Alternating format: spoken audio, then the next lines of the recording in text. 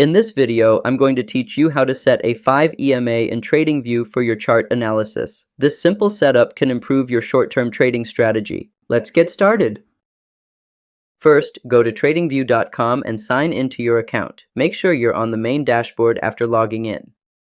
Then go to the Product tab at the top to reveal the drop-down options. Choose Supercharts so you can open the full chart interface.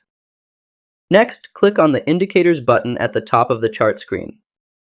Search for EMA in the search bar, then select Moving Average Exponential from the results. Now that the EMA is added to your chart, click on the EMA line or settings icon to customize it.